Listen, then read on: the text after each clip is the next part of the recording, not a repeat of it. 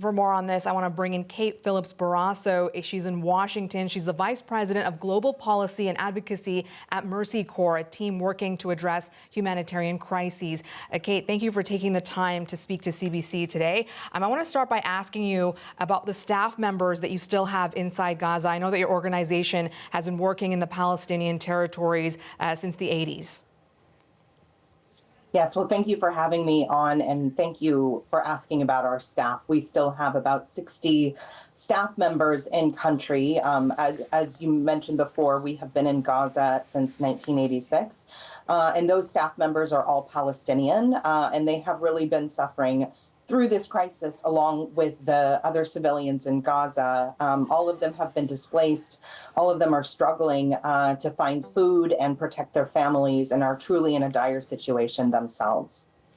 They've all been displaced, just like the people living there as they tried to help them. Now, we know that even before the war started on October 7th, there were about 500 aid trucks that entered Gaza on a daily basis. We know that number has dropped significantly. There are reports that it's about 150 trucks at the moment. Can you talk to us about some of the challenges that your staff is facing as they try to help people, even though that they may perhaps need help themselves? Sure. And as you noted before, there were 500 trucks or so a day going into Gaza before the events of October 7th. But something that's also important to note, in addition to the trucks, were that there were most of the basic things that helped people live. Food from commercial activity, electricity, clean water, fuel, telecommunications largely comes from outside of the Gaza Strip. So in addition to the fact that those 500 trucks aren't coming in and the aid isn't coming in at the volume that it was prior to 5 months ago, also, the rug has essentially been pulled out from under the people of Gaza with this active deprivation through the siege of the Gaza Strip. So it's actually compounded. It's not just that 1/5 of what was coming in before it is now entering through the limited crossings into Gaza. It's that all of the things that people were surviving on before, that was this foundation, is gone. So Mercy Corps is doing everything that it can to provide humanitarian assistance to make sure that people are still able to live and drink clean water. But it has been incredibly difficult. There is just essentially a gauntlet of obstacles to getting aid inside. That includes everything from limited border crossings into Gaza, particularly into the north. Active hostilities, which make it incredibly dangerous to be delivering aid in many places in Gaza. In fact, actually, I should say all of Gaza. And then also very slow and halting inspections that are really amounting to just a trickle of aid coming into primarily the south of Rafah, where most people have been displaced to. But there's also active limitations on getting up to the north of Gaza, where 300,000 people have been essentially cut off. So in sum, it really is incredibly challenging to try to get any aid in under these circumstances, and certainly enough that would make a dent in the humanitarian situation that continues to spiral downward.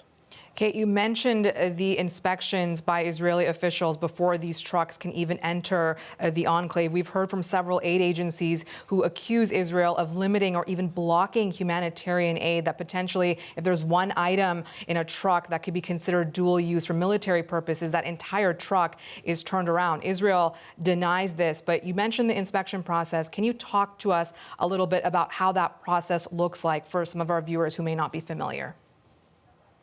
Sure. It's going in through, originally it was just one crossing from Rafah, but now there's a crossing open in Kerem Shalom from the Israel side. And it is a very slow process. I think it's the inspection points are generally open only for a portion of the day. Certainly not, what you would expect, in a situation like this where you would want trucks going in as quickly as possible.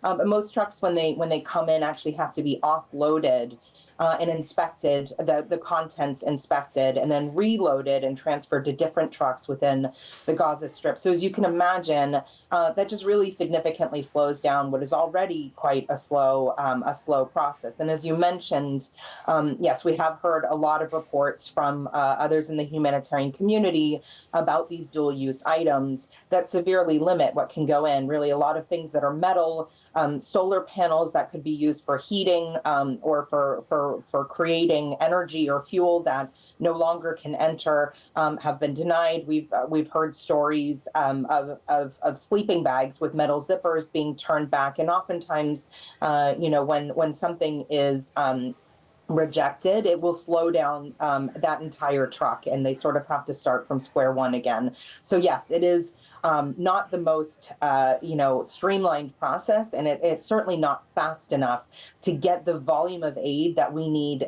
into Gaza now that 1.1 million people are on the brink of starvation.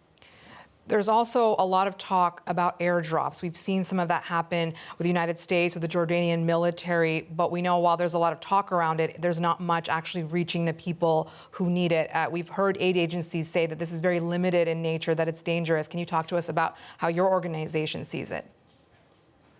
Sure. I mean, airdrops are used by considered by the humanitarian community to be an absolute last resort in situations where, for example, roads are inaccessible, they've been washed out by a big natural disaster, or it's just impossible to reach people. And frankly, that's really not the case in Gaza. It's that there are a lot of barriers that have been put in place to reaching the people who need it and getting aid, particularly to the north of Gaza. So while, of course, we welcome any effort to get assistance to people, we do want to underscore and stress that the airdrops cannot deliver aid at nearly the frequency or volume that's needed to meet these needs on the ground. It's also an incredibly expensive mechanism to deliver aid. And as we've witnessed over the past few weeks, it can sometimes be dangerous, either because when the aid hits the ground, it can cause crowding and panic as people try to access what's been delivered. And it can also actually,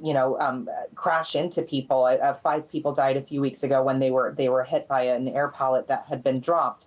So, we welcome it, this mechanism, I suppose, in the sense that it may help people, but really want to stress that this is not the answer, and that those efforts would be better utilized and really doubling down on removing the barriers to assistance that could be delivered in a much higher volume over land crossings. Kate Phillips Barrasso is with the humanitarian organization Mercy Corps, which operates in the Palestinian territories. Thank you so much for your insights and your time, Kate. Thank you.